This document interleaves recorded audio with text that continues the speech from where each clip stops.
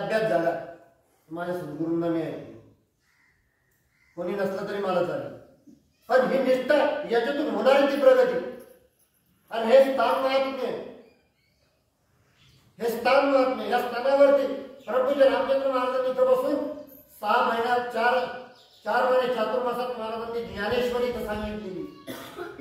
किंवा नाही काही झालं तर त्या स्थानाचं दर्शन तरी मला घेता येईल, किंवा एखादी पायरी तरी मला वरती चढता येईल, या अपेक्षेने मी चालू.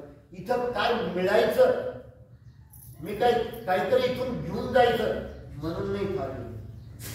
त्या अर्थाने नाही न्यायचं तर भरपूर, महाराजांकडून तर मी भरपूर घेऊन जाणार आहे आणि ते पण देणार आहे. आणि ते मिळावं म्हणून की काय मला महाराजांनी तो पाठवलंय. म्हणून नैपुण्य, योजकता, लोकसंग्रह, लोकमत आणि तदनंतर येतो तो काळ. काय म्हणतो आपण, काळी टोपी. काळाला आपण डोक्यावरती घेतलेलं, काळाला आपल्या डोक्यात नाही घुसू दिलं, त्याला डोक्यावर ठेवलेलं आहे. आणि काळाचा अभ्यास करायचा म्हटलं म्हणजे 2 गोष्टीच्या माध्यमातून तो करता येतो. एकीचं नाव आहे सभ्यता आणि दुसरीचं नाव आहे संस्कृती. आणि सभ्यता आणि संस्कृती ही जर अनुचर झाली, हिला जर आपल्याला अनुचर करता आलं तर आधी तो काळ आपल्या व्यवस्थित जातो.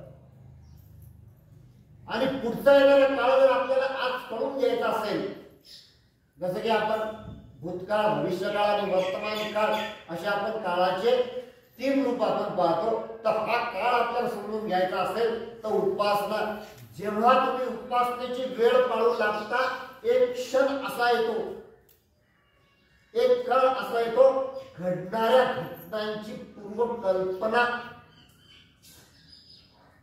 ईश्वर संकेताच्या माध्यमातून देऊन टाकतो. कारण ईश्वराचं आणि विश्वाचं स्वरूप संबंध आहे.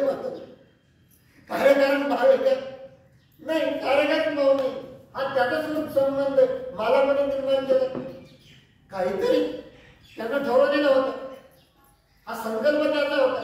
वासनात वासुदेवस्य, ही वासना त्याची होती आणि त्यानं जे ठरवलेलं होतं ना, तो माझं या जन्माचं कारण, तो माझा स्वधर्म. याला म्हणतात स्वधर्म. स्वधर्म म्हणजे काय? का मला जन्माला येत, का याच भारत देशात पाठवलं, का अशा घरात पाठवलं जिथं डॉक्टर पारनेकर महाराजांसारख्या समर्थ अशा प्रकारचं सद्गुरू व्यासपीठ लागलेलं, का पाठवलं?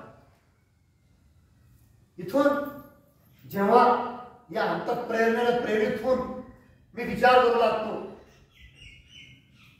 आणि तदनंतर मी जेव्हा उपासना करू लागतो ना, तेव्हा हळूहळू या काळाचं स्वरूप आपल्याला स्पष्ट होत जातं. आणि म्हणून मग शेवटी दिलेली ती उपासना. आता बरेच जण काय होतं, पारनेरला येतात, का कशासाठी आले? नाही हो, आम्ही पारनेरला आम्हाला उपासना घ्यायची. उपासना घ्यायची का तुम्हाला? ठीक आहे, मग मिळाली का उपासना? नाही, महाराजांनी पुढच्या वेळेस बोलवलं, झालं, तो निघून जातो. 2-4 वर्ष काही त्याचं होत नाही, त्याच्यानंतर तो पुन्हा येतो. हो आता आले तुम्ही, हो आता मला उपास नाही, ठीक आहे जा उपास नाही. पुन्हा येतो दर्शनाला, का भेटली का उपासना? नाही हो, मला उपासनाच भेटली नाही. का मिळत नाही बरं लोकांना उपासना? हे पहिले 5 अंग कुठतरी कमी असतात. पहिले 5 अंग त्यांची कुठतरी कमी असतात. नाही पुण्य, योजकता, लोकसंग्रह, लोकमत. किंवा बऱ्याच वेळेस असं होतं की कोणीतरी शेजारच्यांनी घेतली, जसं मी काय घोडी काढून उदाहरण दिलं की यांनी घेतली म्हणून आम्हाला यायची. उपासना मिळते का? नाही मिळत. आणि म्हणून षडांगातलं सगळ्यात शेवटचं अंग जे बोलणं आहे ना, ते आहे उपासना. आणि तशा अर्थानं जर विचार केला तर पहिलं स्थान जीवनामध्ये हे उपासनेलाच आहे. उपासना उपासना उपासना तुम्ही करा आपुलाली, भलत्या या भुली भ्रमू नका. आणि कालच सांगितलं, लोक काय करतात, श्रावण लागले चला शंकरा, चला महादेवाचं मंदिर. श्रावण गेल्यावरती श्रावण संपला की मग येतो गौरी गणपती, मग 10 दिवस कुठे जायचं, मग चला गणपतीला. गणपती बाप्पा गेले की नंतर मग आणून पुन्हा थोडंसं मध्ये पितृपक्ष लागतो पुढे.